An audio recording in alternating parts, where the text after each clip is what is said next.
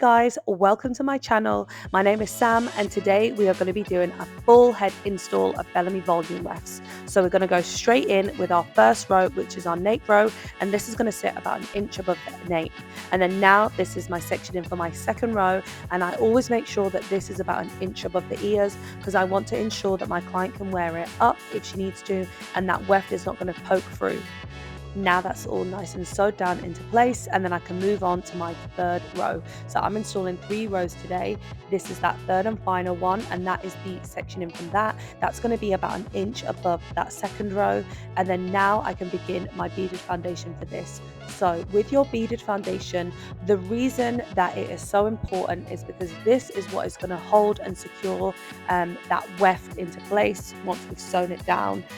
So it's very, very important that we get this right and that we make sure that within our beaded foundation we're not having any crosshairs within there. Crosshairs are really uncomfortable and can be quite painful if we get them stuck in our beaded foundation.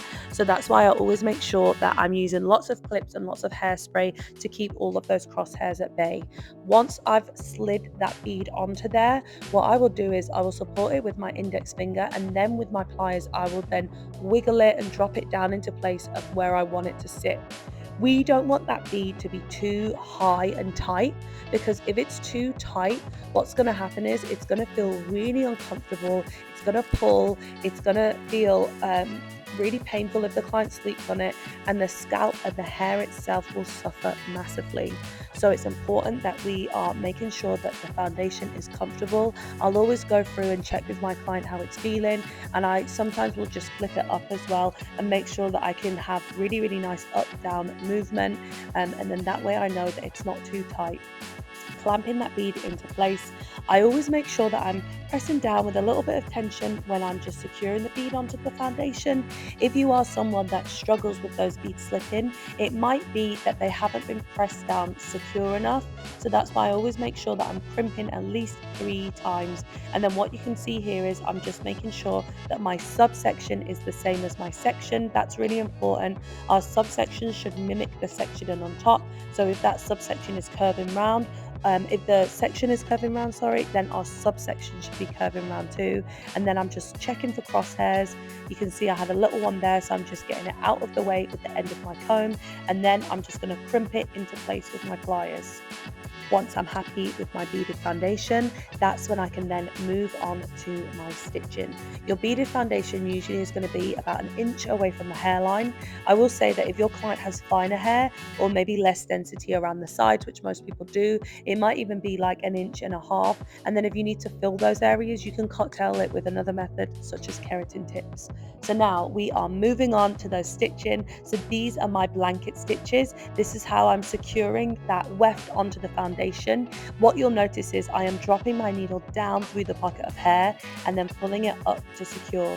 So pocket of hair, the pockets of hair are going to be either side of your bead. So every bead will have a pocket of hair to the left hand side and then also to the right hand side. It's really important that we're going through every single pocket. What I also do is I actually never go through the bead itself. My stitch will only ever sit next to the bead. The reason that I do that is because I offer my clients a move-up appointment, which can only be done if I stitch this way.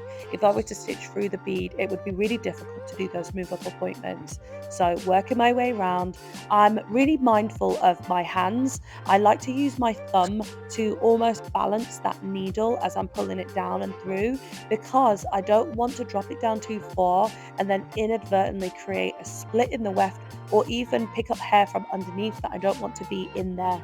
Another thing that I do is once I've dropped my needle down and pulled it up to secure, I am making sure that it is up. I'm not pulling it to the side or at an angle or towards me. I'm always pulling it straight up, and that's to ensure that those stitches sit nice and clean on top of the weft. So now I'm coming towards the end, so then I know that I'm going to be moving on to my anchor stitch. The anchor stitch is how we're going to finish our install, and I'm going to show you that right now. So trimming off the excess weft before I start this, and then now I'm going to pierce through the back of the weft. At this point I'm not going through any pockets of hair, I'm just piercing through the back of the weft because I want my thread to sit right at the end so that my anchor stitch can then sit right at the end. So now I'm dropping my needle down through that last pocket, piercing the back of the weft and pulling my thread up. The reason that I'm doing this is because I want to really make sure I'm locking down those corners.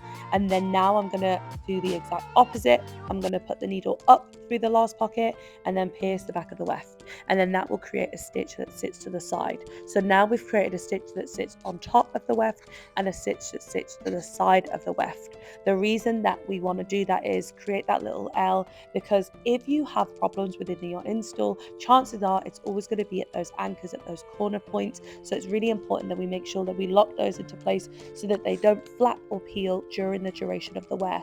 Now I'm going to go in and do my final stitches, which are going to be my whip stitches, and we will do 3 of these. This is again only through the weft itself. At this point we are not going through any pockets of hair anymore. And then now on that third and final whip stitch, I'm going to bring my needle halfway through, and then with the thread I'm going to wrap it around the needle 3 times and pull that up to secure. What that has now done is create a triple knot, which is going to lock and secure all of those stitches that I've just done into place. And then I'm going to trim off the excess thread and then just tie those 2 loose strings together 3 times. It's so important that we do this because I've noticed that with my clients, if they ever have a problem with the anchors, it might be where they've caught it with a hairbrush and then that causes the stitching to unravel, etc. So it's important that we do all these little things to add extra security to our weft install.